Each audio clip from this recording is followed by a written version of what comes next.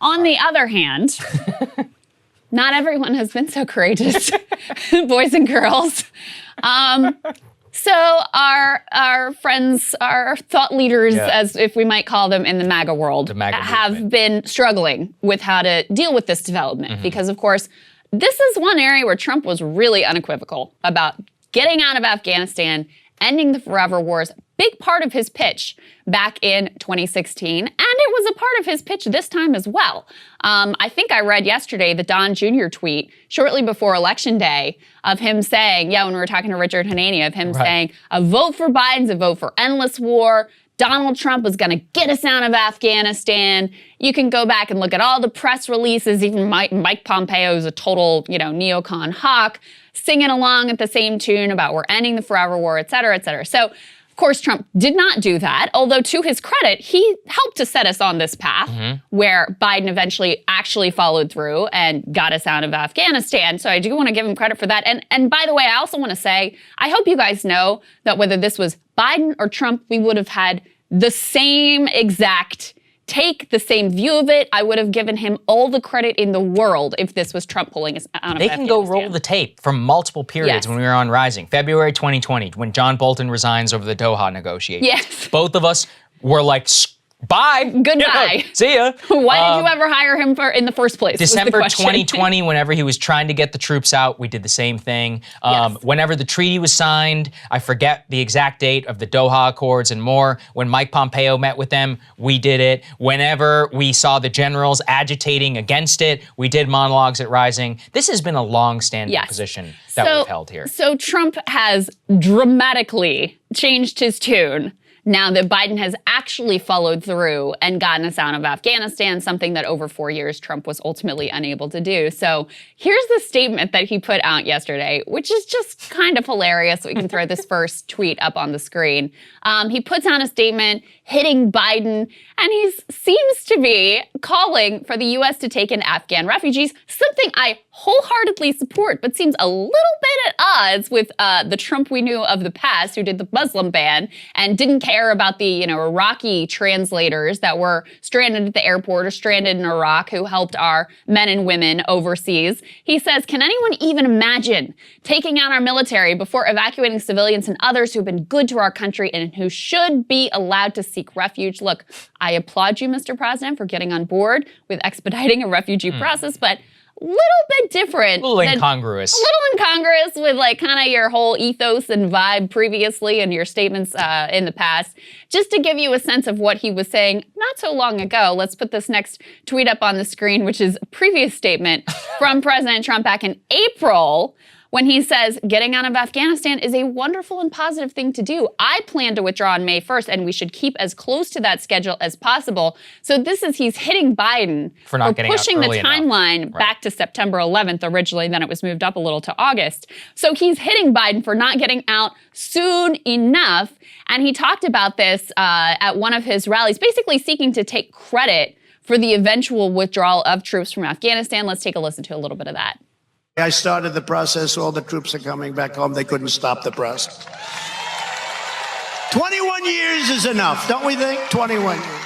They couldn't stop the process. They wanted to, but it was very tough to stop the process when other things are at. Yeah, thank you. Thank you. It's a shame. 21 years by a government that wouldn't last. The only way they last is if we're there. What are we going to say? We'll stay for another 21 years, then we'll stay for another 50. The whole thing is ridiculous. So we're bringing our troops back home. I supported him. He was correct. Thank you, Mr. President. That's why I supported you in 2017 whenever you were trying to go up against the generals. And I was very disappointed when you fell for their tricks and you surged troops in Afghanistan, ignited an air war, which was completely pointless. I supported Donald Trump whenever he, as I said, pushed a peace deal with the Taliban at Doha. I thought it was one of the most courageous things that a president had done in a really long time. I supported him inviting them to Camp David because I think that's what you do whenever you try to end a war. When Mike Pompeo met with the Taliban leader, I said, good, this is a good thing. You shake hands with the enemy, you shake hands with the man who killed your soldiers, and you say, let's end it. Let it end, because I believe in ending this war. And to watch these people, I have not seen the online ecosystem and more unhinged in so long. They're convinced that, as Richard Hanania said, they've now invented Trump into some Afghan feminist. And he himself seems to be playing into that canard. I seem to remember, Krystal, when Trump pulled out of Syria unceremoniously and told the Kurds to go screw themselves, and a lot of them were massacred. By the way, I actually supported that decision at the time. You can go and you can roll the tape, because I said, as I'm saying now, which was, look, getting out's hard, and at the end of the day, it's messy, but when you're fighting up against a military-industrial complex, you have to pull the rug out from under them and make a final decision. That may sound like familiar analysis that you heard defended on the likes of Fox News and a lot of other MAGA people.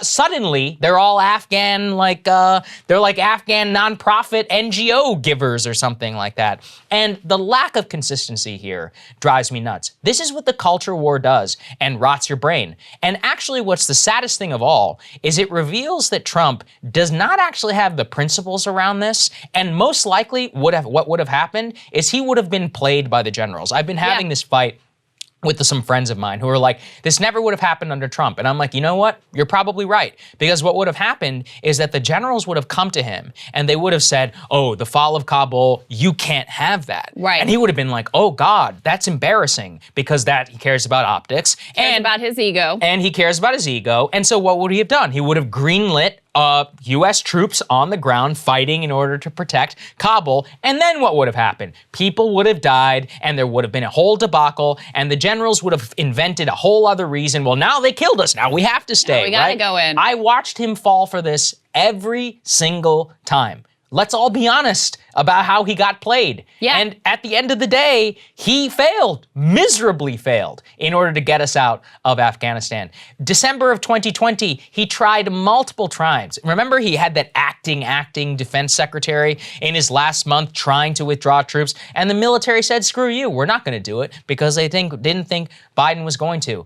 Only Joe Biden has had the stones to stand up to the entire foreign policy establishment. Yes. His own generals who have been leaking against him like I've never seen. The intelligence community who leaked against Trump. The MAGA people understood that the president's hands can often be tied, and that often that the set of circumstances that you will find yourself into are a result of the deep state taking action against you and trying to screw you over. And now all of a sudden that disappears whenever it comes to Joe Biden. Right. Joe Biden is the unitary executive, but Trump was just simply a man at the whim of these exotic forces. That's such a good point. And the truth is, too, because that plays into why they didn't bother to prepare for this exit.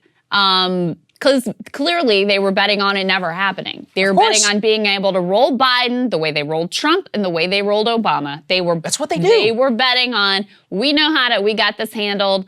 Don't worry, we know what to say. We're never leaving Afghanistan, because there was so much money at stake. And for these dudes who are still in the military, the generals, they're looking at their post-military careers, sitting on the boards of Lockheed Martin, Boeing, et cetera, et cetera. So much money is at stake here. They didn't plan for this because they didn't think it was ever going to happen. They thought they would be able to do to him exactly what they did to Trump. So I think you're right. Look, you have to look at the history of how Trump actually behaved when he was in office, and we saw over and over and over again the way he got rolled.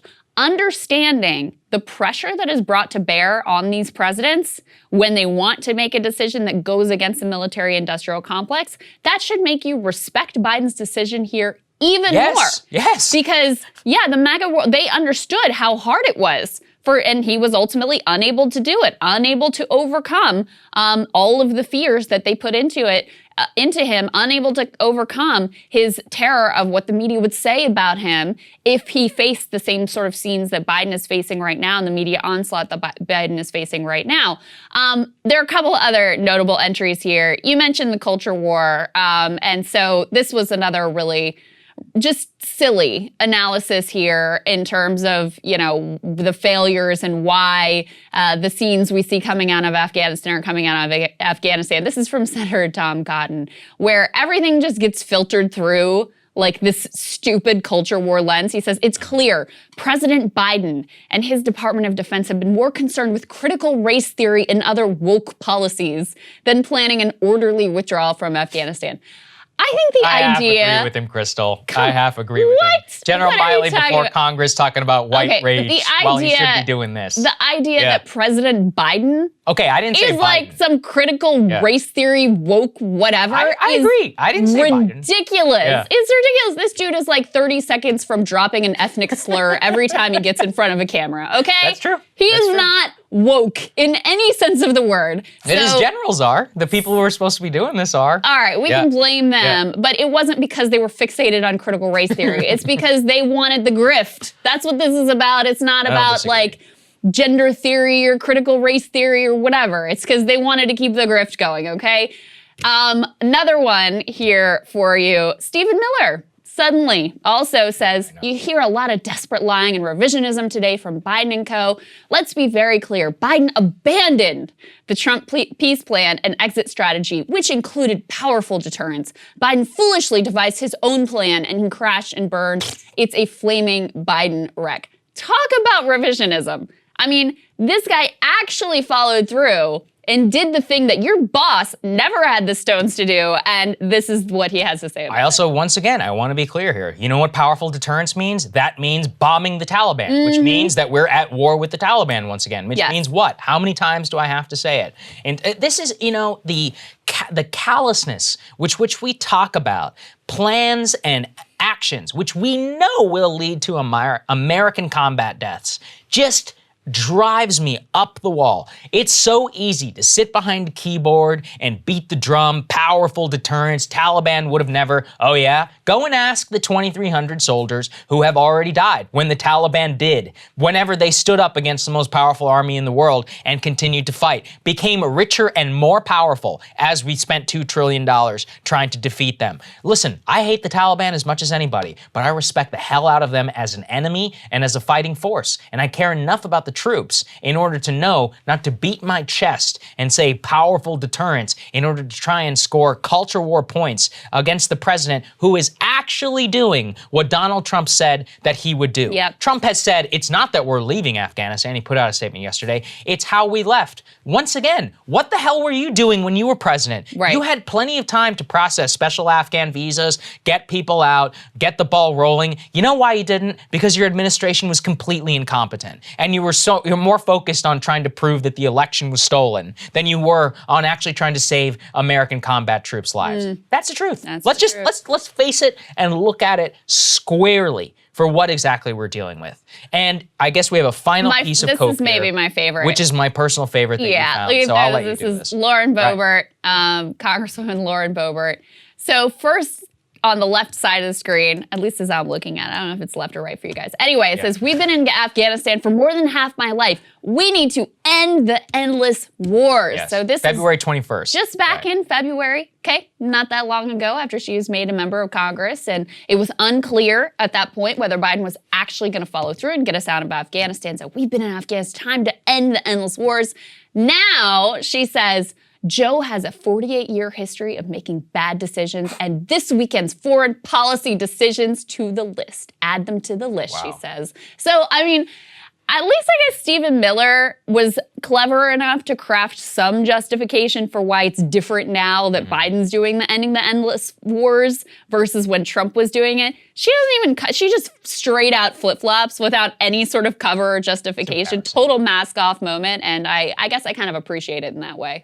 What I really learned from this is that nobody's learned a damn thing. The culture war has I mean, I knew this, but I didn't really know, is that people have rotted their brains so much that they're gonna find themselves on the side of 2005 Bush neocon Republicans. I understand now how the Iraq war happened. I really do. Which is that these people hate libs so much that they're willing to sacrifice their principles. I tweeted on behalf of President Biden yesterday, and I had the most delicious MAGA cope in my replies that I've ever seen, Krystal. All of this revisionist history around, Trump was this great president who had this awesome peace deal. Actually, I agree with that. And he would have gotten us out differently. No, there's actually no evidence of that whatsoever. If you support the withdrawal, then you should, on balance, support Joe Biden here over the alternative. I will go to my deathbed believing that. But because these people, and like I said, they didn't care about the Kurds, so they don't actually care whenever it comes to any of this. No. They're trying to weaponize it as a political tool against Biden. Unfortunately, I think they'll probably be successful in that, and they will definitely gaslight much of the Republican base into being like pro-war again, because so many of these people just follow, you know, what a lot of these so-called thought leaders say. It's an amazing day to watch the Ben Shapiro neocons once again be back in charge of the GOP. But honestly, it was probably inevitable, given how so much of this is just rudderless culture war brainworms that these people have ingested. There were so many instances that we really had trouble narrowing it down. I know. There's one other I do want to mention. Our producer James sent us from the America First Policy Institute. Oh, right. So these are supposed to be like not just the politicians who, of course, they're going to have their time. These are supposed to be like the serious policy, like think tank types. Yeah. And it was the same mess, total flip-flop with some like flimsy cover of a justification. It just shows you the way that culture war and partisan tribalism just completely rots people's brains. And when you got the elite media backing you up in those brain worms, then it's a particularly potent combination. But I hope now you guys will all see through all of that. Hey guys, thanks so much for watching. That's right. Just as a reminder, you can become a premium subscriber today. Watch the full show completely uncut, our reactions to each other's monologues. You get to listen to it. You get to ask us questions, all that good stuff. Link is right there in the description or at breakingpoints.com. Best of all, great way to say screw you to the mainstream media.